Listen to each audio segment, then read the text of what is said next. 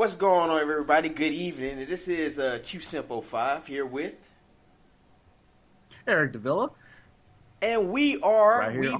we is, however you want to say it, but we are the Critical Dump here to bring another riveting topic that we it's actually interesting. But before we get into that, I think there's something that really had to be addressed, and I'm surprised it hasn't made Donkey today on the Breakfast Club yet. But Constance Vaughn, man, like, did you get a chance to check out the video that she decided to bestow upon us for some reason? I'm thinking funds have run low, so therefore, hey, you doing what you got to do. But whoever are her friends don't really like her because they let her put that out. What are your thoughts on that, man? Hey, you know what? She got a lot of ass. I can tell you that much. I mean, and you saw every frame of it as she turned around and she walked away. You saw all of it, and you know, if I were into like eating the groceries or anything like that, that is a lot that you would have to like stick your head into. Then I would also be concerned with like the booty sweat and all of that. So, I don't know how it would smell down there, but so what you're saying is you gotta tell her to jump in the bed. I mean, my bad. She gotta jump in the tub. As soon as she get out of the tub, you say, "Don't walk. We don't want to cause friction. Let me wheel you over to the bedroom so I can go ahead and do what I gotta do before anything happens. Yes. We don't want any moisture getting." Yes. That's why I keep the dolly in the bedroom at all times. I keep it right there, just so I can dolly her right from the bathroom tub all the way to the room so we can go ahead and get started. Man, it was one of those things. It's like I looked at it and it's like when you look at the video, you're trying to pay attention to the words, but the video is so distracting because you're like, what is really going on here? Like, it's like there are certain points where you're like, wait, hold up. Okay, this girl just caught her dude, her homegirl's friend cheating. And then for some reason, the girl who was cheating on ended up at the house. And then this glass of doors, like she just can't see her there. Mm-hmm. Then some random guy snatches the girl up and I'm like, what happened? What was going on? Did the girl die at the end? I mean, did the jump off die? I don't know. But no, and I wasn't even so much concerned about what really was going on. I wasn't as concerned about the story as much as I was just being distracted by just the video in itself, just the slow editing, the slow movement, just the back cuts, and I completely, everything else just blacked out in my mind as I'm watching it. Like, wow, this looks like a horrible, I don't know if I would call that a B movie. Like, I guess it would pass for a B movie or straight to DVD movie. Yeah, man, you go straight to sci-fi, man. You know, sci-fi take anything, why not? Wait. You know what? Sci-fi has actually been stepping their game up a little bit more, so they've gotten better. Man, I mean, we'd have to probably find a new bullseye for us. Man, it was just funny because like the super slow-mo, and you're like, why is this whole video shot in half speed?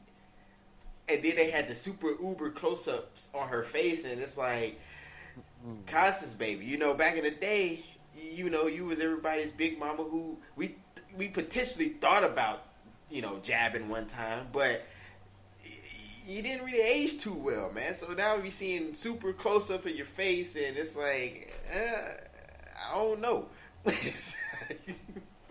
but you know, like her, like she's not like a terrible like looking woman. Like she's yeah. See, thank you. You said it all right there without saying anything at all. What I want to know. But see, if I were desperate, yeah. Hey, man, desperate. I don't think you can count desperate situations because, like I was saying, if I was a dude on the block, like if I was living on the corner, I'll go lay up with almost anything as long as I can have a place to stay. I mean, and that's my opinion. I don't think anybody should be on the streets. There's too many lonely people in this world for you to be sitting on the streets. Sometimes you got to put your standards to the side for the greater good. The greater good? Yes. Wait, what are we talking about? Taking one for the team? No. Yes. Hey, no. man, you look at it like this: I'm finna lay over this big chick, or this ugly girl, or this crackhead chick, until I get back on my feet. Until I can get if I can get my come up, then I can go ahead, break camp, and do what I got to do. So you're talking about using people. Yeah, you're a great human being. Hey, we all use each other. Companies use people every day to make money. We've all used friends who had benefits we didn't have. I mean, it's a part of life, which actually goes into the topic I wanted to talk about. And that is like, Constance, she's a prime example of sometimes you just got to stay in your lane or stay within your range. And right now, Constance, the R&B game, I think you got to take a break and take a step back and reevaluate. But I also think that is true when it comes to dating and relationships. And some people may not agree, and I'm probably going to have anybody who listens to it probably will disagree. I'm probably going to have some ladies mad at me. It's all good. But I think there's a situation where all of us have been where we were either potentially could have dated somebody, or somebody was into us, or we were into them, and we weren't really too sure we could get them or not. What do you have to say about that, Eric?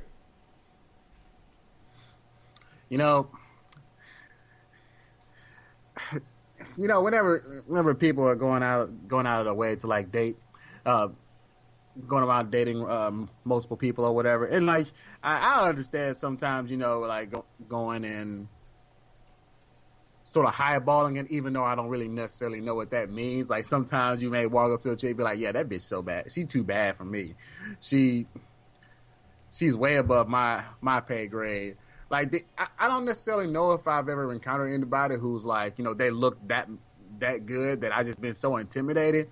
The only time I feel intimidated is whenever we start talking about income brackets.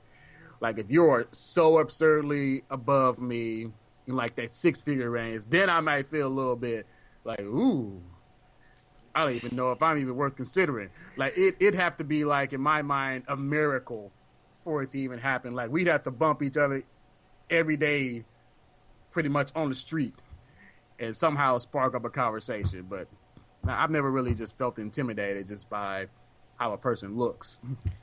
I mean, I haven't either. But I've had situations where, we've all gone through rejection. We've all been turned down. All these different things have happened. But have you ever been in that situation where somebody is mad? Like, literally, you turn them down and they're pissed at you because you turned them down. And it's... Oh, yeah. Oh my god! But that's the stuff I laugh at, because I'm like, well, how can you get mad at somebody because they don't want you? Well, I mean, I can understand. Some people,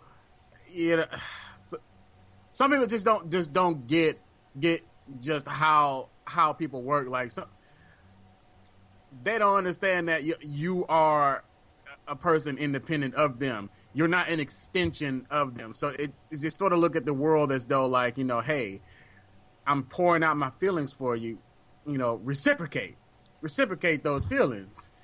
And yeah, they're in kind of a vulnerable spot to where it's understandable that they should feel that those feelings should be returned.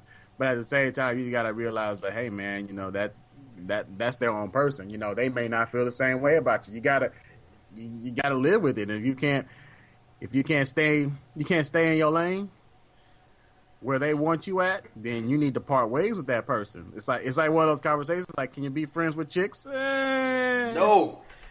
Or can friends with chicks, or not necessarily chicks, but just somebody who you like. Yeah. No. Maybe. Big asterisk, maybe. I don't think it's genuine if you do. Because I think deep down inside, you're like, man, I'm just waiting for her to give me the opportunity. Just give it to me. But it's like when you so you're saying how people go out, they'll throw themselves out there on a limb, be like, hey, I'm really into you, blah blah blah, so on and so forth. But I would say like this, like if I go and talk to a female, and I know, because I'm one of those ones, a lot of people may not agree, your money does play a role if she's interested, and women, your looks do play a role as if he's interested. It happens. I think that's a part of it. So if I know a certain female is after a certain amount of dollar signs, now of course some people try to convince them otherwise. But sometimes, hey, you get lucky from time to time. Even Shaquille O'Neal can hit a three if he tried, but that's not his game. He knew. All right, I know I hit this one. That's not what I do though. I bang down low.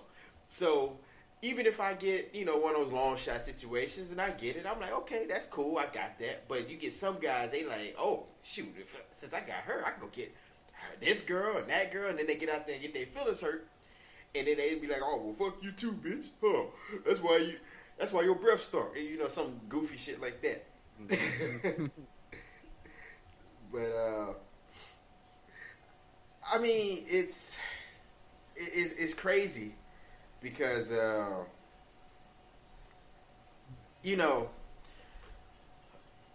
look at it and because I had situations myself. Like I'll tell a story about myself. So there was one girl, and actually one time I remember it was just one girl. She was cool, but ugly as sin.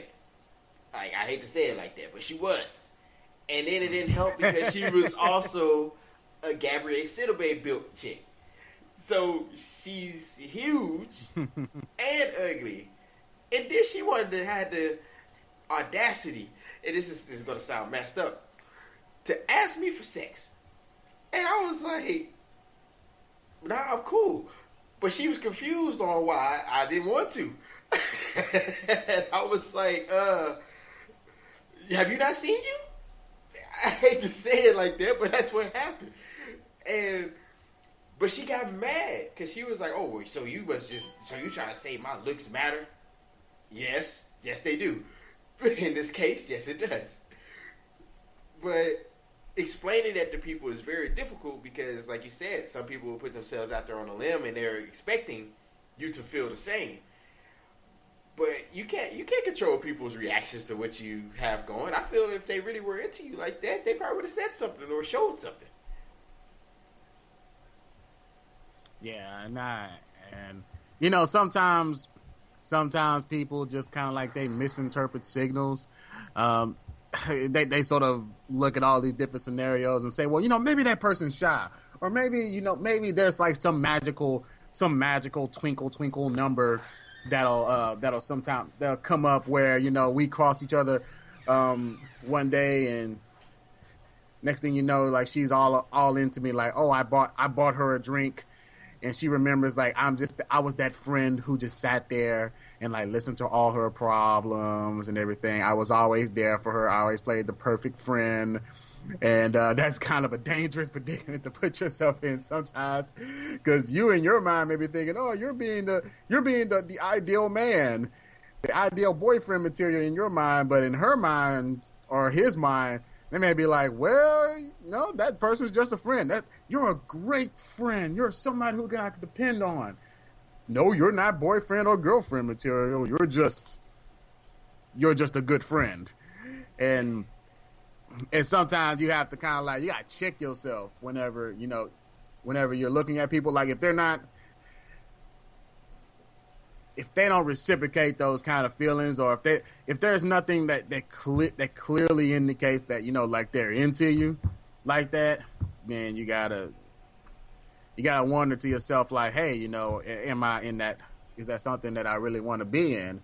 There was this guy that I actually liked, and it was like several years ago or whatever, and like I got put in that situation where like I was misreading a lot of signals that he was giving, or actually it wasn't even really signals. I was misinterpreting a lot of things that he was doing as though there were signals that he possibly